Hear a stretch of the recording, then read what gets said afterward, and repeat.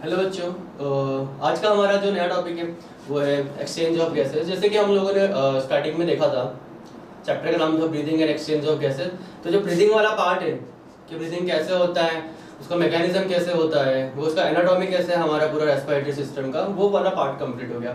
छोटा सा पार्ट जो बचता है बाद का वो होता है एक्सचेंज ऑफ गैसेस कि किस टाइप से गैसेस जो होते हैं उसको हम क्लासीफाइड कर देते हैं कि किस टाइप से गैसेस जो होती है जो क्या करती है अंदर उसका पर्टिकुलर कोई रोल जो होता है उसको प्ले करेगी। देखते हैं अपन कौन एक्चुअली एटमॉस्फेयर में गैसेस कौन कौन सी होती है। ऑक्सीजन होती है, नाइट्रोजन होती है, CO2 होती है ना, और भी बहुत सारी है ना। सबसे अबंडेंट ऑक्सीजन रहती है, सबसे कम CO2 रहती है, फिर ऑक्सीजन रहती है पर्टिकुलर अमाउंट में। ठीक है, तो अब सबसे पहले हम वर्ड यूज करते हैं एक इंडिविजुअल गैस की, है ना। तो इस पूरे गैसियस मिक्सचर के अंदर एक इंडिविजुअल गैस जो प्रेशर एक्सर्ट करेगी पर्टिकुलर किसी सिस्टम के ऊपर, that pressure is called partial pressure.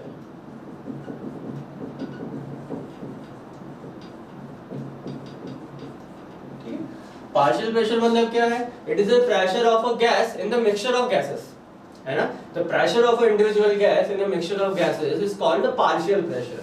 अब जैसे कि अपने पास मिक्सचर में ऑक्सीजन है, कार्बन डाइऑक्साइड सब है, तो हम इसको कैसे मालूम करेंगे कि हम ऑक्सीजन की बात कर रहे हैं, कैसे मालूम करेंगे हम कार्बन डाइऑक्साइड की बात कर रहे हैं? तो इसके लिए हम क्या करते हैं, एक सिंगल सा एक कैपिटल P टर्म यूज कर लेते हैं। अब बात करनी है ऑक्सीजन की तो पार्शियल प्रेशर ऑफ ऑक्सीजन, अगर बात करनी है कार्बन डाइऑक्साइड की तो partial pressure of carbon dioxide. काय में इसको नापते हैं तो mmHg में, ठीक है। काय को यूनिट होता है उसका mmHg, ठीक है। तो अब इजी है कि partial pressure of oxygen, partial pressure of carbon dioxide. अब गैसों के हमको बारे में एक चीज बहुत अच्छे से पता है कि गैस जो होती है वो सिंपल डिफ्यूजन वाला जो मैकेनिज्म होता है उस पर काम करती है। What is the simple diffusion? The simple diffusion it is a capability that a particular gas can move from its higher pressure to the lower pressure. But अगर हम बात करें ऑक्सीजन और कार्बन डाइऑक्साइड की तो पार्शियल प्रेशर मतलब क्या हो जाएगा? The oxygen can diffuse from its higher partial pressure region to the lower partial pressure region, ठीक है। गैसेस उनके हायर पार्शियल प्रेशर से लोअर पार्शियल प्रेशर की ओर क्या करती है? डिफ्यूज करती है। बहुत सारे फैक्टर इनको हेल्प करते हैं। फॉर एग्जांपल ग्रेडियंट, जैसे कि मान लो एक जगह प्रेशर बहुत ज्यादा है, जैसे कि सपोज 500 mmHg है और एक जगह प्रेशर कितना है? केवल 10 mmHg है, तो यहाँ पे इनका डिफ्यूजन का रेट क्या होगा? फास्ट होगा। That is called the gradient.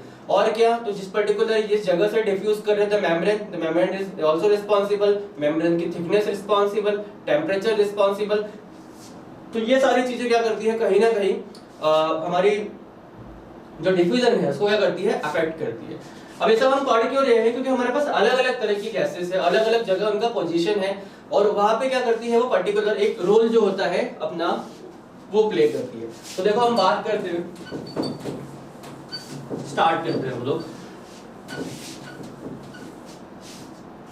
ठीक है। सबसे पहले हम लोग स्टार्ट करते हैं एटमॉस्फेरिक एयर से।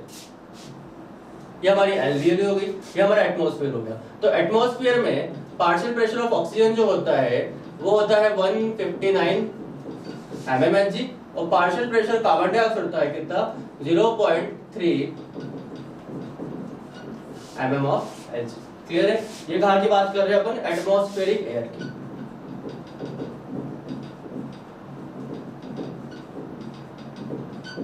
ठीक है, ये एटमॉस्फेरिक एयर का पार्शियल प्रेशर हो जाएगा ऑक्सीजन कार्बन डाइऑक्साइड का। एल्वियोली की बात करें तो एल्वियोली में पार्शियल प्रेशर ऑफ ऑक्सीजन जो होता है वो होता है 104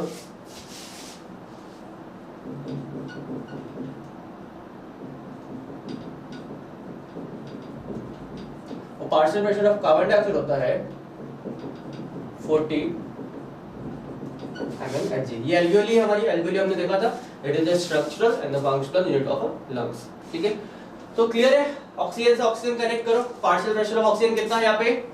159 जो कि है ज्यादा, यहाँ पे कितना है? 104 जो कि है कम। तो gas will move from higher partial pressure to lower partial pressure, मतलब from atmosphere to the alveoli. Carbon dioxide connect करो, कितना है हमारे एल्वियोली में? 40 mmHg। एटमॉस्फेयर में कितना है? 0.3 mmHg। The gas will move from its higher partial pressure region to the lower partial pressure region, which is कितना? 0.3 mmHg। मतलब गैस कहाँ से मूव करेगी? एल्वियोली से एटमॉस्फेयर में। क्लियर है ये? ठीक है, गैस कहाँ पे आ चुकी है? हमारे एल्वियोलीज में, ठीक है। अब देखो यहाँ पे क्या होता है, यहाँ पे हम जानते हैं एल्वियोली में होती है ब्लड वेसल्स, है ना। और एल्वियोली में जो ब्लड आता होगा वो कौन सा ब्लड होता होगा, आता होगा डीऑक्सीजनेटेड ब्लड। ठीक है, अब ये डीऑक्सीजनेटेड ब्लड क्या होता है, नाम से क्लियर, डीऑक्सीजनेटेड मतलब जिसमें ऑक्सीजन की मात्रा कम है। तो यहाँ पे ऑक्सीजन की मात्रा कितनी होती है 40 mmHg और कार्बन डाइऑक्साइड कितना होता है 45 mmHg। ये ब्लड यहाँ पे फ्लो कर रहा है हमारी ब्लड कैपिलरीज में एल्वियोली की, है ना। तो जब ये फ्लो करेगा तो एल्वियोली में ऑक्सीजन कितना है, देखो ऑक्सीजन से ऑक्सीजन कनेक्ट करो, एल्वियोली में कितना है 104, यहाँ पे कितना है 40 mmHg, मतलब the oxygen will move from its higher partial pressure region to the lower partial pressure reason.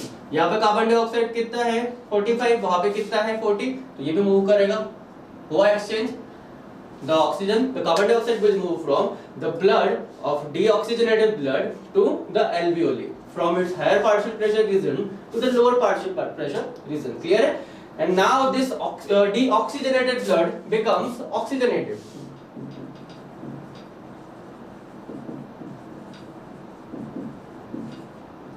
ये हमारा deoxygenated blood क्या हो चुका है, oxygenated। कितना हो जाएगा यहाँ पे oxygenated blood के अंदर partial pressure of oxygen कितना होता है, it is about 95 mmHg, and carbon dioxide होता है कितना 40 mmHg। क्लियर है, क्लियर है, ये हो जाएगा हमारा ऑक्सीजनेटेड ब्लड। यह हमारा ऑक्सीजनेटेड ब्लड जो होता है ये ट्रैवल करेगा, ठीक है, ये ट्रैवल करके कहाँ पे जाएगा, अगर आपको अगर हम लोग हालांकि सर्कुलेटरी सिस्टम में पढ़ेंगे, ऑक्सीजनेटेड ब्लड जो होता है वो जाता है हमारे हार्ट के अंदर, ठीक है। उनको कौन लेके जाती है, इनको लेके जाती है पल्मोनरी वेंस, है ना, कौन लेके जाती है पल्मोनरी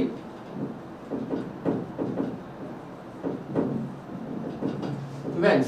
और ये कहाँ पे लेके जाएगी, हार्ट के अंदर, इसके लेफ्ट साइड। कहाँ पे आके ओपन होता है ये ऑक्सीजनेटेड ब्लड, लेफ्ट साइड। ये होगा हमारा लेफ्ट आर्टरियम, ये होगा हमारा लेफ्ट वेंट्रिकल। लेफ्ट वेंट्रिकल से ये हमारा जो ऑक्सीजनेटेड ब्लड है लेफ्ट वेंट्रिकल से निकलती है एओर्टा, और एओर्टा से through out the body, dorsal and ventral aorta से पूरी बॉडी के अंदर क्या करता है, ट्रैवल करता है। तो यहाँ से कौन लेके जाएगा ये इसको, एओर्टा, एंड एओर्टा से अपनी रिस्पेक्टिव आर्टरीज में चला जाएगा, ठीक है। ये सपोज हमारा ब्लड जा रहा है ना, ये ब्लड ट्रैवल कर रहा है। सपोज ये ब्लड यहाँ पे पर्टिकुलर किसी टिश्यू से मिला,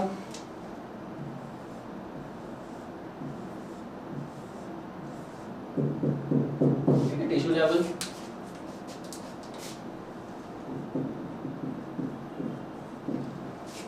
ठीक है। टिश्यू लेवल में पार्शियल प्रेशर ऑफ ऑक्सीजन जो होता है वो होता है कितना हमारा 40, और CO2 जो होता है वो कितना होता है 45, ठीक है। ऑक्सीजन जरूरत है इसको, तो ये हमारा ऑक्सीजनेटेड ब्लड आएगा, ठीक है। ऑक्सीजनेटेड ब्लड आएगा टिश्यू लेवल पे, हायर पार्शियल प्रेशर से लोअर पार्शियल प्रेशर, वो तो कहाँ चले जाएगा, टिश्यू में, टिश्यू एब्जॉर्ब कर लेंगे इसको, है ना। और जो ब्लड है हमारा CO2 वो कहाँ पे आ जाएगी, हमारे ब्लड के अंदर। क्लियर है ये, ठीक है। वहां से कितना हो जाएगा, ये आएगा यहाँ पे, तो ये हमारा ब्लड हो जाएगा कौन सा, डीऑक्सीजनेटेड। कौन सा ब्लड हो जाएगा ये, डीऑक्सीजनेटेड ब्लड।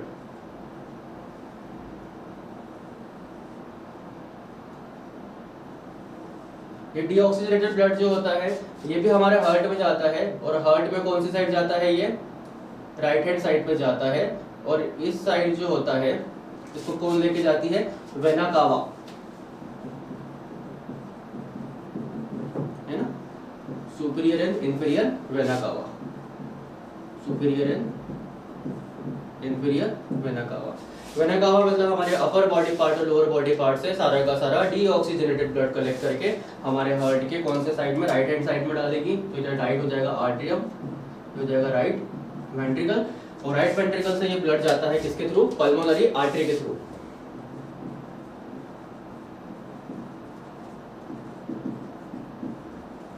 पल्मोनरी आर्टरी के थ्रू कहाँ पे जाएगा, वापस से हमारे लंग्स में, ठीक है। वापस आ गए हमारे डियोक्सिनेटेड ब्लड के ऊपर, यही था इसका कंपोजिशन। ये लेके आती है पल्मोनरी आर्टरी वापस से लंग्स में, अगेन इसका ऑक्सीजनेशन होगा, अगेन वो हमारे कहाँ पे जाएगा left hand side of heart. और इस प्रकार से ये साइकिल जो होता है हमारा चलता रहता है और इस प्रकार से अलग अलग पोजीशन पे आपको अलग अलग जगह क्या देखने को मिलेगा, ऑक्सीजन एंड कार्बन डाइऑक्साइड का पार्शियल प्रेशर। एनसीईआरटी में दे रखा है इनका लिस्ट, उसको लिस्ट अप कर रखा है ना, उससे आप उसको याद कर लेना। एक और इम्पोर्टेंट चीज ध्यान रखना, समहाउ कुछ लोग ऐसे क्वेश्चन पूछते हैं कि सर एक्सपायर्ड एयर में ऑक्सीजन का कितना परसेंटेज होता है, what is the percentage of oxygen in expired air. तो देखो बच्चों एग्जैक्टली क्या होता है, जब एयर इनहेल करते हैं तो उसमें लगभग 20% होता है ना, उसमें से ब्लड में कितना जा पाता है, केवल 4%, है ना। और बाकी जो बचा हुआ कितना 15% ऑक्सीजन जो होता है वो कहाँ पे होता है, हमारे एक्सपायर्ड एयर के अंदर, मतलब जो हम छोड़ देते हैं, जो हम सांस छोड़ते हैं ना, एक्सपायर्ड एयर। तो एक्सपायर्ड एयर में ऑक्सीजन का जो पार्शियल प्रेशर होता है इट इज अबाउट 104 से लेके 115 तक, है ना, मतलब लगभग 104 से 116 तक। तो कहीं ना कहीं अगर इससे बात करें, हम इससे कंपेयर करें तो इससे ज्यादा ही होता है, ऑक्सीजनेटेड ब्लड से ज्यादा होता है किसके अंदर, एक्सपायर्ड एयर के अंदर, है ना। तो एक्सपायर्ड एयर जो होता है उसमें ये इवन इससे भी ज्यादा होता है, इनहेल्ड एयर से भी ज्यादा होता है। इसी की वजह से जो रिसस्किटेशन जो है हमारा वो पॉसिबल है, इसकी वजह से हम सांस दे पाते हैं किसी को। हमने तो सोचो हम लोग जब सांस देते हैं किसी को, देते हैं, अगर मान लो कोई बच्चा को मान लो अनकॉन्शियस हो चुका है, उसको अपन लोग क्या करते हैं, जब सांस देते हैं, तो सांस देते हैं तो हम लोग कौन सा एयर छोड़ेंगे, एक्सपायर्ड एयर छोड़ेंगे ना। सपोज तो ऐसा नहीं होता कि हमारे एक्सपायर्ड एयर के अंदर सिर्फ कार्बन डाइऑक्साइड नहीं होता, हमारे एक्सपायर्ड एयर के अंदर ऑक्सीजन भी होता है, वो भी अच्छे खासे अमाउंट में होता है। इसकी वजह से रिसस्किटेशन जो है वो पॉसिबल है, इसकी वजह से हम किसी को सांस दे सकते हैं। क्लियर है। तो ये हो जाएगा हमारा द एक्सचेंज ऑफ गैसेस। इसके अंदर कुछ छोटी छोटी ट्रिक्स और है, कुछ एनसीईआरटी के लाइंस भी है, कुछ अमाउंट भी है, कुछ स्पेसिफिक वैल्यूज भी है ना, उसको अपन कवर करेंगे अब।